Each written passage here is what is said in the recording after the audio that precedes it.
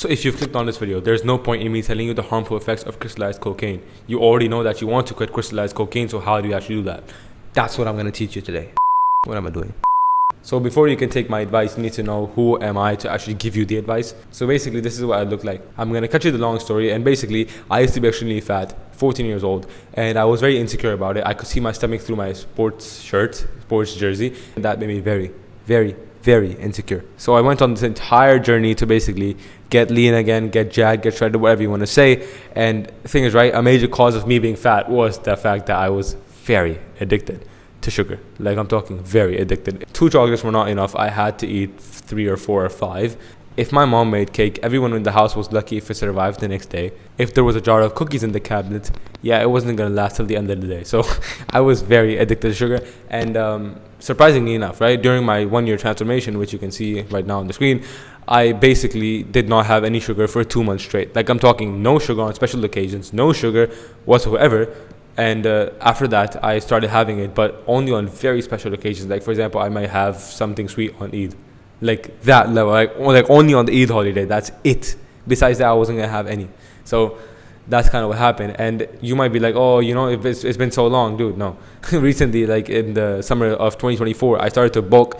And I know even though most people cut, I kind of am wired opposite. So I just started to bulk. Yeah, I started to be like, I need more calories. So that's why I started to eat sugar. I started to eat more. Whatever came in my sight, I basically tried to eat that. And a lot of it was sugar. Especially because there were lots of chocolates in the fridge during this time. Yeah. But yeah, then I was like, you know what? This isn't healthy. I feel like trash. My energy is like, whoop. It's like weird. It's like it dips down and then it goes back up. Then it dips down again. I'm like, what is going on? That's not supposed to happen. So that's why I was like, okay, you know what? No sugar. Khalas, finished, right? No sugar, khalas. And I think it's been almost 2 months since that point, which is pretty insane. Like, I'm actually pretty happy. And here's the funny thing, right? The day I decided to quit, the next day, my mom made fudge cake, my favorite cake. And I was like, I can't have it. Sorry, I just quit. And then she said, like, just have a bit of it. I was like, no cake, no. Khalas, finished, no. And yeah, it's been, again, 2 months since then. So like, I can have some sugar tomorrow and then not eat for like the next year straight. That's how much command I do believe I have, alhamdulillah, on my ability to eat sugar or not. Now, hopefully, you can trust me. You can take my advice. Let's dive into it. Number 1, how bad do you want it? As cliche and as motivational as it sounds, literally just comes down to that. Like, how bad do you actually want it? Lots of people are like, I want to lose weight this year. You know, I want to lose 50 pounds this year. I want to lose, 25,000 kilograms in a day or something. Dude, a lot of people say that, but not many people actually mean that. There's a difference between saying something and meaning something, right? Because understand that this is just the base of the pyramid, right? Like, how bad do you actually want it? If you genuinely want to quit, want to get in the best shape of your life, if you genuinely want to be strong, if you genuinely want to be aesthetic, right? If you genuinely want to help the deen by being strong, whatever, it all comes back down to how bad do you actually want it. If you genuinely desire it so much, like you crave it, like, I just want to do this, right?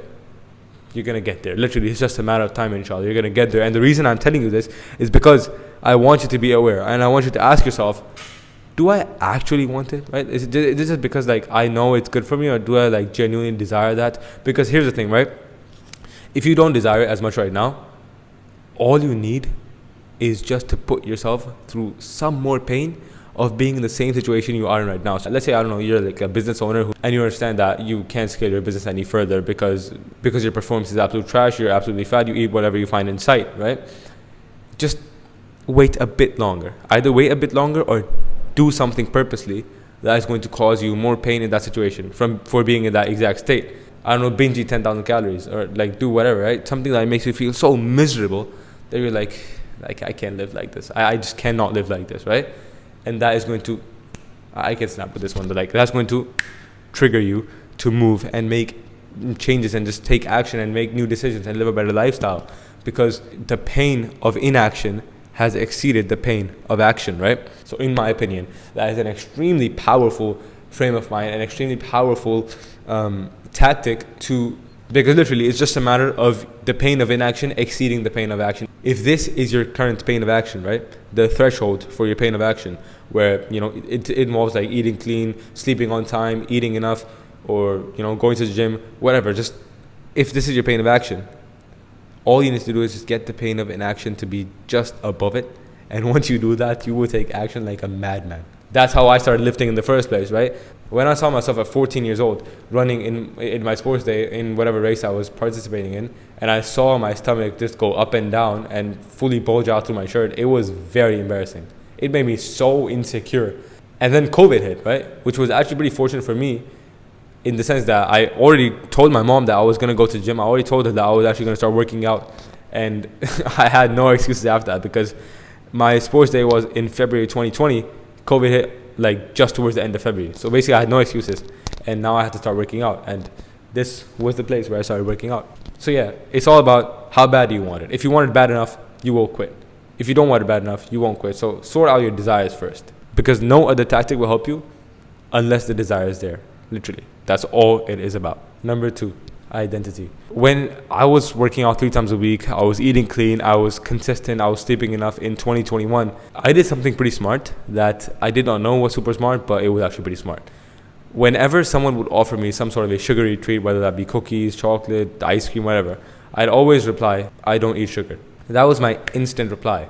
I don't eat sugar. No, sorry, I'm not the person who eats sugar. I don't consume any sugar. It was never, I'm trying to quit sugar. It was always, I just don't eat sugar. And this comes back to the concept of identity. You are what you think you are. As philosophical as I sound, but like, you are what you think you are. If you think of yourself as a sugar addict who's trying to quit sugar, who's trying to quit crystallized cocaine, obviously you're not going to be able to. You know, if you're at like an Eid party or something like that, and some auntie comes up to you or like someone comes up to you and says, just have some, I don't know, whatever sweet it is, like have some gulab jamun. You'd be like, auntie, I'm trying to quit sugar. I can't have gulab jamun. She'd be like, it's not going to end well. You will end up succumbing to the desire of wanting to eat sugar because the other person will obviously be like, oh, just have the tiny bit. That's how the world works, especially brown families, where it's like, just have a tiny bit, just a little bit, just, you know, a tad bit won't hurt. And that thing of just like, just have a little bit is going to get you thinking, oh, you know, I should just have just a little bit won't hurt, right? And then your willpower ends up finishing. And so you just have some sugar. That's what happens when you say, I'm trying to. No, don't say that. He said, try saying and actually identifying with, I don't eat sugar. They might bug you like 1 or 2 times, but then you'll be like, I just don't eat sugar, please. I just don't eat sugar. I don't want it. They'll be like, okay, fine. That's amazing for your goals. Because every single time the desire comes up that, you know, I kind of want to eat sugar, I kind of want to binge eat, I kind of want to do this, that, right? Every single time you go, I don't eat sugar. And then you just don't eat sugar after that. You don't give in to the desire after that. It's almost like a one piece of undeniable proof in your stack of undeniable proofs that you are a person who does not eat sugar.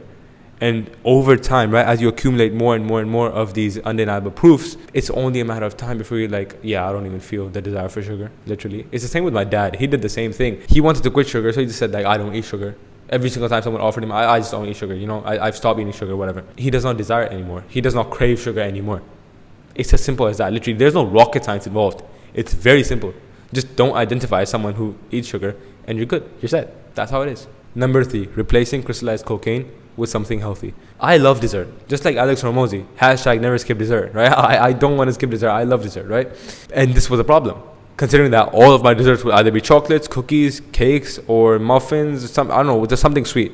Just had to be something sweet. Until I realized, okay, fine, you know, I'm being this person of I don't eat sugar. There's this slot empty for dessert after dinner, right? I need to fill it in with something. So I was like, okay, I need to experiment. I need to find something healthy that I can put in for that slot. So I literally decided to just make different things. And I ended up settling on one of my absolute favorite desserts, healthy desserts of all time. Yogurt, honey, almonds, however you pronounce that, I don't know. But that is my absolute favorite dessert. Literally, nothing beats it in my opinion. It's an amazing blend of all macronutrients. Literally, there's protein in it because of the yogurt. There's carbs in it because of the honey. And then there's also fat in it because of the almonds. So when you have a meal that's an amazing macronutrient combination, tastes amazing, and it's something that I could have for the rest of my life without a doubt. It's like I don't even crave sugar anymore. It's just a matter of a week or two where you kind of just get used to this new replacement that you've made for sugar. And whilst you do that, combined with I don't quit sugar, and also you have the desire to genuinely become the greatest version of yourself, you have the desire to actually get jabbed, become aesthetic, lose the weight, it literally only takes about a week or two. That's it. Only a week or two. And stuff like this, replacing the sugar, it makes it 10 times easier. So literally, it's only a matter of time. Funny enough, this is actually something I've had pretty much every single night for the past 3 years. That's how much I love it. Now, you may not like this, obviously. You know, everyone has different tastes, different preferences. So you may like something different. You might like dates, for example, or you might like bananas, you might like apples, whatever. It varies from person to person. So try this out. If you like this, you're set. Literally, you're set. You don't need anything else. But if you don't like this, then find your own alternatives. Go search up on YouTube, I don't know, healthy desserts or like protein desserts or whatever, right? And try to find an alternative for sugar. Try to find an alternative for desserts that you would have previously, right? That would be filled with sugar. So once you do that and you just put in a tiny bit of effort for that, it's only a tiny investment of your time and your energy. But after that, it's going to pay you dividends for like years down the road, man. It's worth it. I'm telling you, it's worth it. So look into it. Number 4, the urge lasts only 5 to 10 minutes. It's true. Literally, it's true. The urge only lasts for like 5 to 10 minutes. It does not last longer. And I think the reason a lot of people eat sugar and they consume sugar and they just like jump at it is simply because they believe that the urge is going to last for, I don't know, hours. But that's simply not true. It does not last even close to an hour. It lasts like 5 to 10 minutes, literally. So if you can just survive those 5 to 10 minutes, akhi, you will literally not need to eat sugar afterwards. All you need to do is just survive a window of 5 to 10 minutes. Do whatever you can to divert your attention from that craving, and then you're set. Literally, you're set. Just raw dog the experience and you're set. Because the craving is going to go away, you know. And obviously, it's not easy at the start, right? It takes weeks for you to destroy a habit, to destroy a desire, a craving that you've been giving into for years, right? But again, you can counter that years thing, right? You can counter a habit that you've built, the desire that you've given into for years, with just a few weeks. Literally just a few weeks of practice every single day, because you're going to face cravings like after you eat lunch, after you eat dinner, maybe even after you eat breakfast, whatever. But if you can just divert your attention, you know, do something else, you know, read Quran, go for a walk, talk to, you know, your family, maybe listen to something. If you can do that from the time you get the craving to like 10-15 minutes afterwards, you won't feel the need to actually eat sugar, literally. If you eat at that point, it's most probably going to be out of like habit or something, or like you just genuinely just want to eat it. Me personally, I just used to go on walks. Literally, I would go on like a 10-minute walk after I was done eating, and 10 minutes later I'd be like, yeah, I don't really need to eat sugar, I'm good. And over time, right, as the weeks went by, it's almost like that voice in the back of my head that was telling me, eat sugar, just eat some crystallized cocaine, have some crystallized cocaine, nothing's wrong with it.